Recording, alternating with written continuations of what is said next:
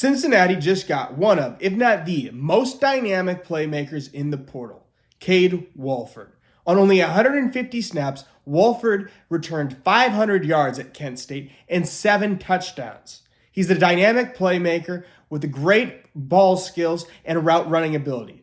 I'm Andy O'Rourke. I'm a former Stanford defensive assistant and San Jose State defensive assistant, and today we will be breaking down the analytics behind Cade Wolford and how he projects to play at the next level. The average freshman receiver has a yards per route run of 1.115. Cade Wolford posted a 3.32. Obviously, that's way above any of his peers at that level, but that's 99th percentile for all of college football in general. So he excels massively at that metric. And what yards per route run measures is basically how efficient you are at the reps you are getting, at the receptions you're getting. It's way better than yards per reception because you might develop a very high yards per reception because you're just a deep threat and you're only going vertically and you don't get that many targets. So you have 5 receptions on the year, but you average 20 yards per receptions, but you ran 500 snaps. So really you weren't that efficient. You were a vertical threat, and when you got the ball, you were successful. But as far as, hey, you're getting reps, they're targeting you, how efficient are you at getting open? Yards per route run's a really awesome stat to use that. And off of yards per route run, you can project a guy's targets, a guy's touchdowns, and his total yard. That's how predictive this metric is and how powerful it is. So Wolford, dominant in this metric, 99th percentile in all of college football, and way above that for all freshmen. So the early breakout is something we really want to look at when a guy is transferring.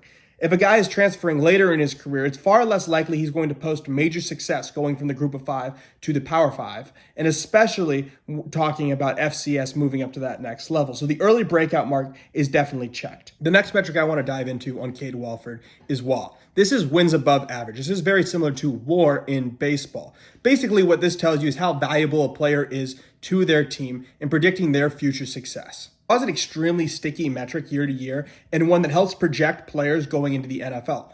For reference, guys that are drafted that have a above 0.15 WAR and an above 85 athleticism score end up going in the 3rd round or higher 80% of the time. Guys that fall out of this range are players like Puka Nacua, who had a 0.17 and 99th percentile game athleticism score. He ended up going in the 5th round and ended up being an extremely successful wide receiver. As we all know, probably one of the best in the NFL. A lot of late round hits end up having these metrics as well. So this is a good thing where if you're looking for a late round sleeper, a guy you want to take. All those guys play drastically more snaps than Cade Wolford did. All of them are about 400 receiving snaps. Wolford only returned 150, and he posted a 0.09 WAR, about 0.1 off from a full-time starter. The most elite wide receivers in college football this year, Malachi Toney, Jeremiah Smith, Denzel Boston, they were around a 0.47, 0.53, and 0.33. So Cade Wolford on 150 snaps, about a 4th of what all these other receivers played, returned a 0.09 WAR. This is extremely predictive for him being a future superstar, especially with a higher snap rate, because most often, once you hit a wall threshold, you don't get worse. It's one of the best metrics for projecting players, how they're going to continue to perform, but especially wide receiver play.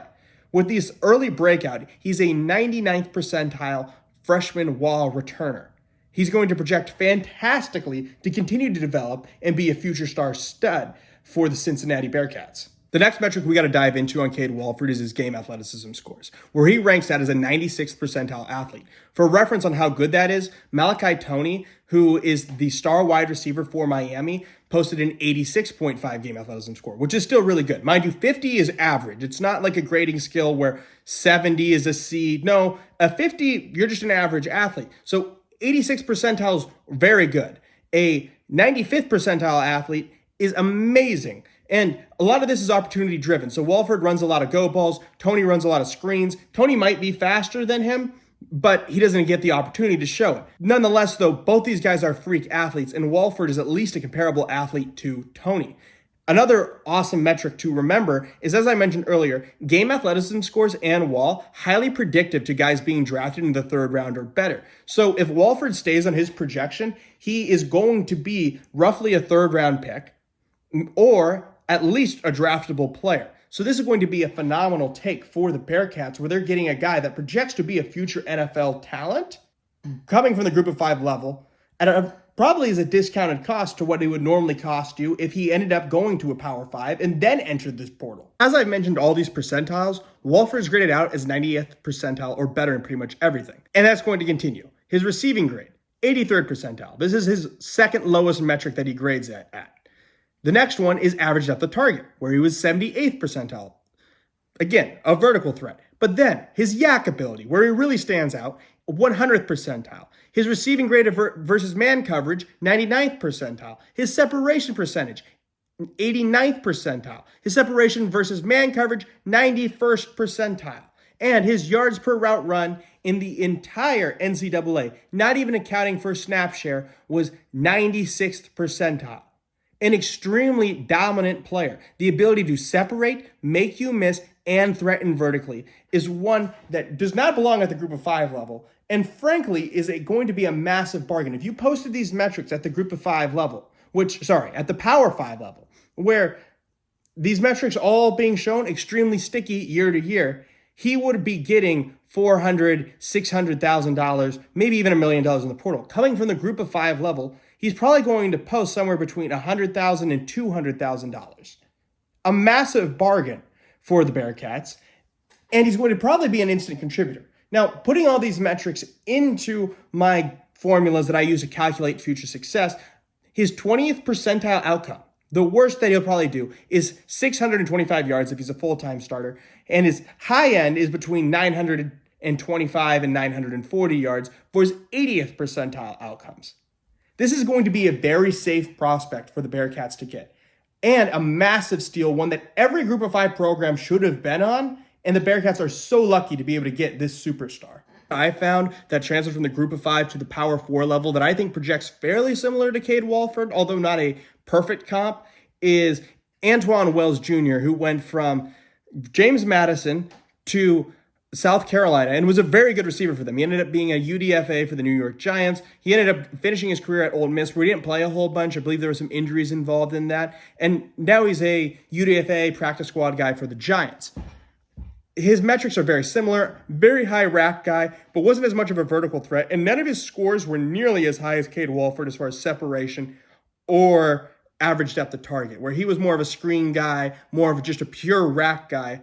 And he ended up being a UDFA at worst. So you're getting a massive contributor, a guy that's going to be a future NFL guy, with the low end of his comp being Antoine Wells. Last thing I want to talk about with Cade Wolford is I also think he could play some running back. He had over 100 yards rushing and a .38 forced missed tackles per attempt. So 38% of the tackles attempted on him were broken by him. That's an extremely dynamic trait to have, and a very elite one. Guys that posted that are like Jonathan Taylor, Trey Benson.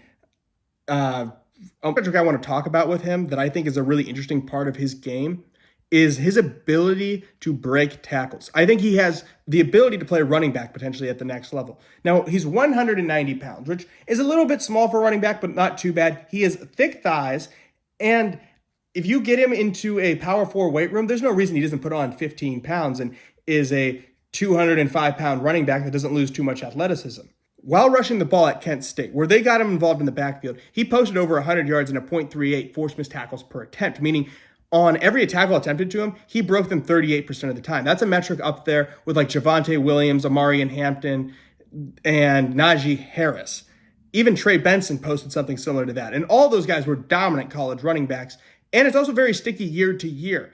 I think Cade Wolford has the dynamic ability to be a back as well as a receiver, similar to a Christian McCaffrey-esque role if they wanted to use him that way. Now, that's high praise. I'm not saying he will be Christian McCaffrey. Don't want to put those lofty comps.